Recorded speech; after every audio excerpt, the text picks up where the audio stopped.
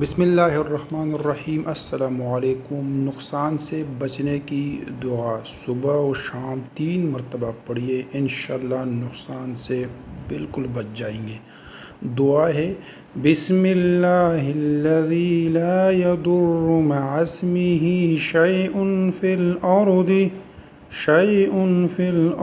ولا فی السماء وہو السمیع العلیم۔ ترجمہ: اللہ کے نام کے ساتھ میں نے صبح کی، جس کے نام کی برکت سے کوئی چیز نقصان نہیں پہنچاتی زمین میں اور نہ آسمان میں، اور وہی خوب سننے والا، بڑا جاننے والا ہے۔ جزاک اللہ۔ ناظرین، ویڈیو اچھی لگی ہو تو ہمارے چینل کو ضرور سبسکرائب کیجیے۔